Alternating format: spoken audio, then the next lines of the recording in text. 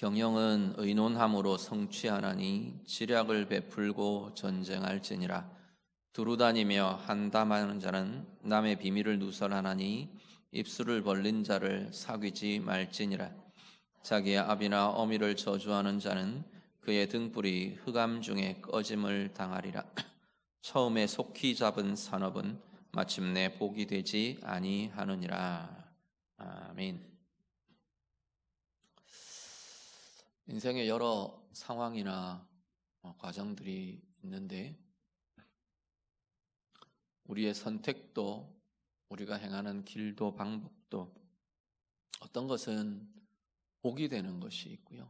덕이 되고 복이 되는 것이 있고 어떤 것은 내가 그렇게 될 거라고 생각하고 진행하지만 해가 되는 것, 해로 내 삶의 결과가 돌아오는 것, 이런 것들이 나타나는 걸 보게 됩니다. 오늘 본문에 보면 그런 것들이 이렇게 뒤섞여 있는 모습들, 또 덕이 되는 삶, 복을 이루어가는 삶, 어떻게 살아내야 될지 지혜에 대한 이야기들을 같이 보게 됩니다. 18절을 같이 보시죠. 18절 같이 읽습니다. 경영은 의논함으로 성취하나니 지략을 베풀고 전쟁할지니라. 아멘. 경영이라는 건 전문 용어로 경제학이나 경영학에서 이야기하는 그 경영의 정의 말고 그냥 보통 우리가 경영 이렇게 말할 때 생각할 수 있는 건 사람이 이루고자 하는 계획들, 그 계획을 진행해 가는 과정들, 이런 것 경영한다, 경영된다, 이런 표현들을 우리가 쓸 수 있을 겁니다.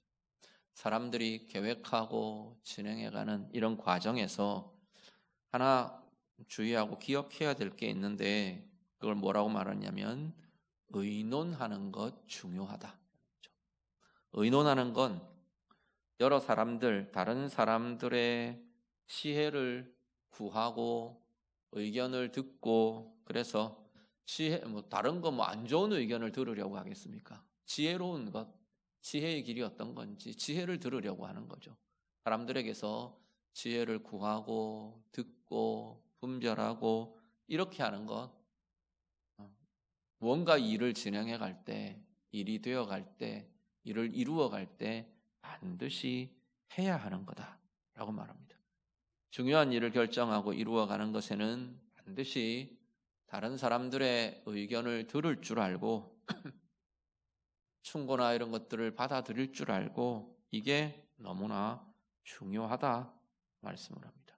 특히 그러면서 하반절은 그 경영에 굉장히 엄중한 상황 하나를 제시합니다.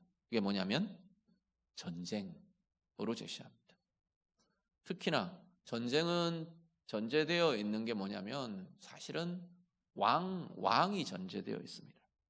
전쟁을 결정하고 전쟁을 진행하는 건 대부분 다 왕의 일이거든요. 그래서 왕들이 전쟁을 진행할 때 이 전쟁이라는 건 정말 크고 중요한 일이기도 하고 가능한 한 하지 말아야 될 안 좋은 일이기도 한, 좋지 않은 일이기도 한 것이 전쟁입니다.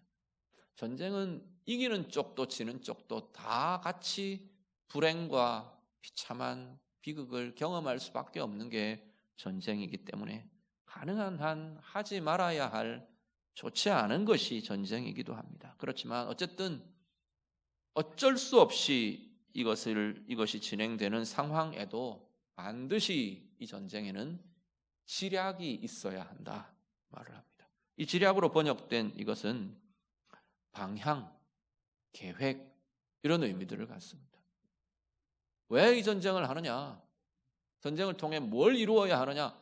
그것 없이 무턱대고 그냥 감정적인 그걸로 전쟁하는 거야말로 진짜 어리석은 거라는 거죠. 그리고 어떻게 해갈 거냐? 계획과 방법들에 대한 고민이 있어야 하는 것이 전쟁이다라는 거죠. 더 확장하면 앞에 상반절도 이 내용이 해당되는 거죠. 사람들이 일을 진행해 갈 때, 뭔가를 계획하고 진행해 갈 때 방향에 대한 고민, 목적에 대한 고민, 계획과 진행해 갈 과정과 방법에 대한 고민, 이게 있어야 한다는 거예요. 그것을 위해서 전쟁의 지략도 결코 혼자서 수립을 할 수 없는 거죠. 왕 혼자서 지략을 내놓는 건 물론 뛰어난 왕이 제갈공명 같은 사람이 뭐라고 말해도 그대로 되어갈 만한 방법들을 내놓는 그럴 수 있겠지만 그런 일은 거의 없는 거죠. 대부분은 같이 의논하는 겁니다. 이 사람의 정보도 듣고 이야기도 듣고 또 조언도 듣고 충고도 듣고 그러면서 방법과 방향과 계획과 길들을 세워가는 것, 이게 전쟁이든 일의 경영이든 우리의 삶의 결정이든 이런 부분들에 있어야 하는 것이다 말씀을 합니다. 오늘 우리들이요, 다른 사람들의 이야기를 잘 들을 줄 아시는 우리 모두가 될 수 있기를 간절히 바랍니다. 잘 들을 수 있는 것 되게 중요합니다. 대화의 가장 기본이 되는 자리, 대화의 가장 중요한 자리는 말을 잘 하는 것이 아니고 말을 잘 들을 줄 아는 겁니다. 들을 줄 모르는 사람은 정말 화술이 뛰어나고 말을 잘하는 것 같아도 사실은 들여다보면 알맹이가 없어요. 왜 알맹이가 없느냐 하면 상대방이 뭘 고민하는지 상대방의 뜻과 마음이 뭔지를 살필 수가 없어요. 듣지를 못하기 때문에. 들을 수 있는 귀가 없으면 일을 진행하고 분별하고 나아갈 수 있는 힘이 약해진다는 거죠. 그 힘을 가질 수 없게 된다는 거죠. 사람들의 이야기를 잘 들을 수 있어야 합니다. 특히나 다른 사람들의 조언이나 충고나 이런 것들, 조언, 충고 정말 엘러지같이 받아들이지 못하는 사람들이 생각보다 상당히 우리에게는 많이 있어요. 누군가가 조언을 하거나 충고를 하면 자신이 공격받는다고 생각하는 그러한 마음들을 우리가 은연중 갖고 있는 그런 경우들이 방망이 있습니다. 그런데 다른 사람들의 조언이나 충고들 우리가 달게 들을 수 있고 분별할 수 있고 오늘 의논처럼 지략처럼 오늘 잠언이 조언하는 이런 것들처럼 그래서 정말 하나님의 지혜를 찾고 더더군다나 우리 하나님의 사람들은 말씀의 조언, 말씀의 충고 우리가 볼 줄 알아야 되겠죠. 디모데후서에 보면 성경을 보고 그렇게 이야기합니다. 하나님의 말씀은 우리를 바르게 하는 것도 의로 지혜롭게 하는 것도 나아가게 하는 것도 책망하는 것도 말씀 안에 함께 들어있다고 말하는 거죠. 교훈과 책망과 바르게 함과 의로 교육함, 이게 하나님의 말씀에 들어있다고 말하는 거죠. 하나님의 말씀을 통해 우리에게 주어진다고 말하는 거죠. 말씀의 조언, 말씀의 충고, 말씀의 책망 우리가 잘 받아들일 수 있는 우리의 영혼과 삶의 양약이 되는 그 은혜의 힘들이 우리 가운데 날마다 더 풍성해질 수 있기를 우리 주님 이름으로 축복합니다. 19절 같이 봅니다. 19절 같이 읽습니다. 두루 다니며 한담하는 자는 남의 비밀을 누설하나니 입술을 벌린 자를 사귀지 말지니라. 아멘. 두루 다니며 한담하는 것, 한담이라는 건 주로 비방 이런 겁니다. 비방, 험담 이런 거. 두루 다닌다는 건 여기 가서 그런 소리하고 저기 가서 그런 소리하고 이 사람하고 그런 거 쑥덕거리고 저 사람하고 그런 거 쑥덕거리고 그런 모습인 거죠. 여기 저기 다니면서 남 이야기들 하고 비방하는 것 이런 거 좋아하는 것. 남의 이야기하는 것을 좋아하다 보면 결국 자꾸만 빠져드는 길이 비방이나 험담이나 안 좋은 이야기들이나 뒤에 나오는 남의 비밀을 누설하는 거나 이런 일들을 자꾸만 하게 된다라는 겁니다. 다른 사람의 좋지 않은 이야기들을 자꾸만 쑥덕거리면서 하게 된다는 거죠. 이거 너한테만 하는 이야기야. 너만 알아야 돼. 근데 한 달이 건너면 걔가 나보고 나만 알아야 된다 그러더라. 그것까지 전달합니다. 다 전해지게 됩니다. 남의 이야기, 특히나 안 좋은 이야기 험담하는 것, 성경은 어리석은 거라고 말씀을 합니다. 그래서 어디까지 이야기하는, 입술을 벌리는 자를, 말하기 좋아하는 자를, 말 많이 하는 자를, 이런 표현들 되겠죠. 그런 것들 주의해라. 여기는 보면 사귀지 마라. 그럴 거예요. 그게 어리석은 거다라고 이야기를 하는 거죠. 다른 사람에 대해 안 좋은 이야기 되도록 하지 않으려고 노력하시기를 바랍니다. 툭툭 어떤 때 나오는 때가 있어요. 그렇죠? 그렇지만 또 좀 제어하고 또 내가 삼가하고 좋은 이야기들 자꾸 하려고 하시고 안 좋은 이야기들은 되도록 옮기지 않고 하지 않으려고 하는 노력이 우리에게 있기를 간절히 바랍니다. 말을 가릴 줄 모르는 것이야말로 성경은 어리석음이랍니다. 앞에도 말씀드렸죠. 말을 많이 하는 것, 말 많이 하는 게, 대화를 잘하는 게 결코 아닙니다. 어떤 말을 하는 게 좋은 대화냐면 적절한 것, 적절한 말을 할 수 있어야 돼요.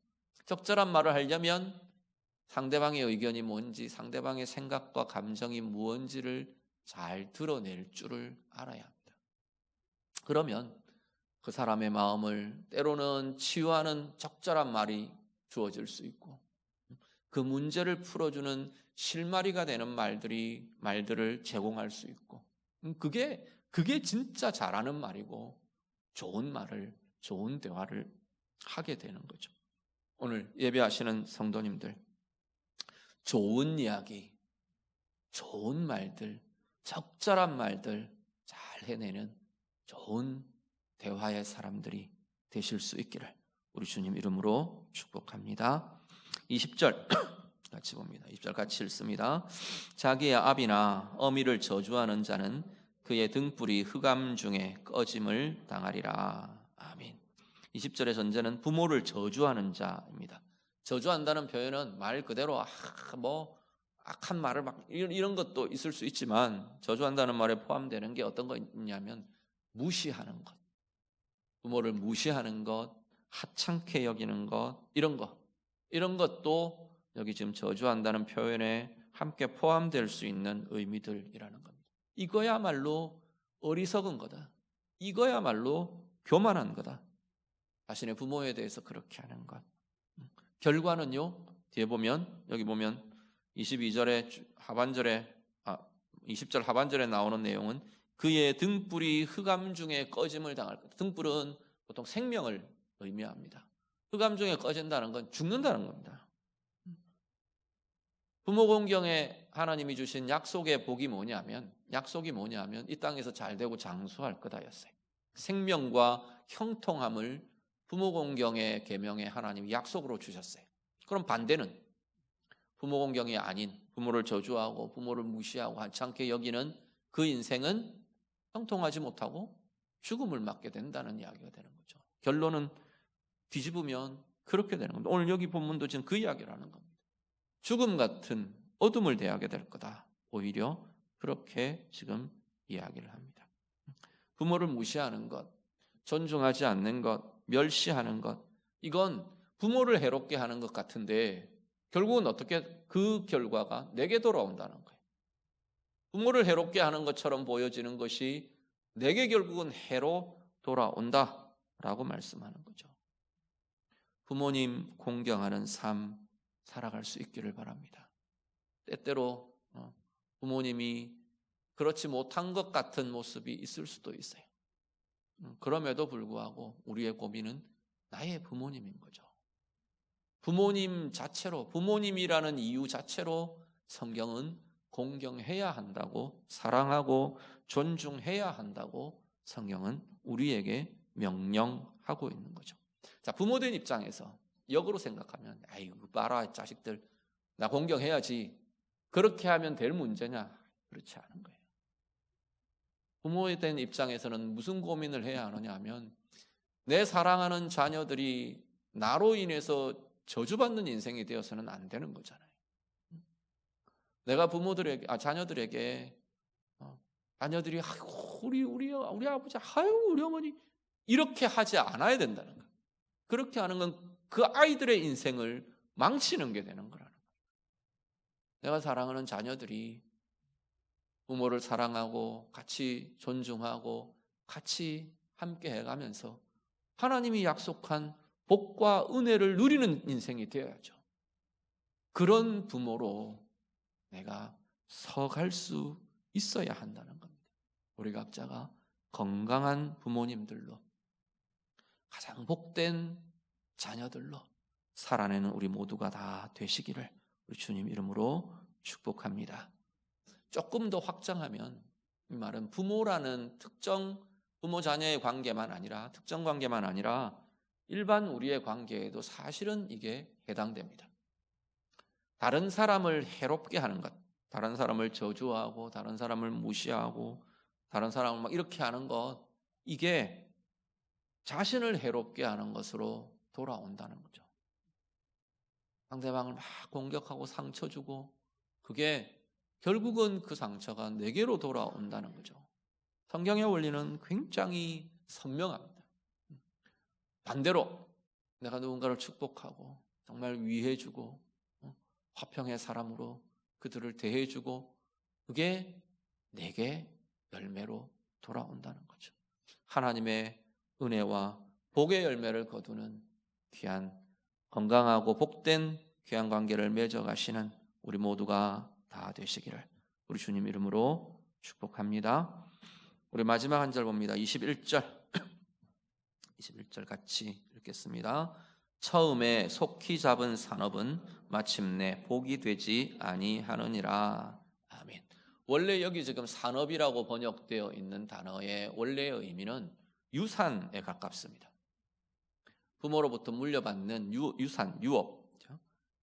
유산을 너무 빨리 물려받는 것 좋지 못하다. 직접적으로는 지금 그런 의미, 그런 표현들을 갖고 있어요. 우리 잘 아는 예가 있죠. 누가복음 15장에 우리 보통 탕자라고 말하는, 아들을 잃어버린 아버지의 모습 보면 그 탕자가 이랬어요. 아버지 살아계시는데 빨리 자기 몫을 챙기고 싶은 거예요. 그래서 아버지한테 내게 줄 유산, 내 몫 미리 챙겨주십시오 그랬어요. 그 아버지도 또 그렇게 하라 그러고 내줬어요. 어떻게 했나요? 결과는 다 날려버리는 거죠. 다 날려버리고 빈털터리가 되어서 돌아옵니다. 어쩌면 오늘 이 본문에 되게 선명한 예라고 말할 수 있을 겁니다. 빨리 물려받는 것, 그 당시는 야, 내가 이만큼 내가 가졌다, 내가 이걸 가졌다 이렇게 생각할지 모르지만 그게 전체 인생에 득이 되지 않더라 말합니다. 요거는 단지 유산, 유업에 한정되어서만이 아니라 다른 일반적인 재산이나 일의 결과나 여기까지도 우리가 넓혀서 이해할 수 있습니다. 어떤 일의 결과들, 속히 잡는다, 속히 갖는다는 것은 일단 속히의 관점이 있는 거예요. 속히의 중점이 있는 거죠. 그러니까 속히 얻으려면 편법을 써야 돼요. 정당한 과정보다 빨리 얻어야 되는 거예요. 빨리 가지는 것, 일찍 가져야 되는 것. 이걸 하려면 정당하지 않은 방법을 쓰거나 편법을 쓰거나 이렇게 해야 하는 거죠. 그렇게 해서 목적에 이르는 것, 빨리 결과에 이르는 것, 일찍 재산을 돈을 많은 것들을 같이 가지는 것, 이것 전체 인생에서 별로 유익이 되지 않는다. 득이 되지 않는다. 오히려 해가 된다 말씀을 하고 있는 거죠. 인생 끝까지 가봐야 합니다. 삶의 걸음들, 인생의 걸음들 우리는 좀 길게 보실 수 있기를 바랍니다. 어떤 것이든 너무 조급해지지 않으셨으면 좋겠어요. 특히나 재물이나 성공이나 어떤 모습이 있냐면 내가 얻는 것, 내 걸로 만드는 것, 어떤 성공, 어떤 일의 성공, 이게 우리의 삶의 목표가 되면, 그게 목적이 되거나 목표가 되어버리면 우리는 방법이나 과정에서 실패하기가 쉽습니다. 돈을 버는 것, 이게 목표가 되면 그 돈을 버는 방법과 과정에 있어서 하나님이 원하시는 길에서 실패할 경우들이 많다는 거죠. 그렇죠? 일의 성공, 사람들의 인정, 어떤 결과가 내가 설정한 이 결과가 목표가 되어버리고 나면, 최종 가장 중요한 이유가 되어버리고 나면 과정이나 길이, 방법에서는 우리가 실패할 가능성이 많은 거죠. 그럼 어떻게 하느냐? 우리의 목표가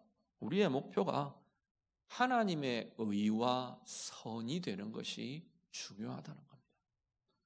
돈을 버는 일에 있어서도 하나님의 의와 선이 먼저여야 한다는 거죠. 그게 우선이 되고 그게 목표가 되면 그 방법대로 내가 일을 하는 거예요.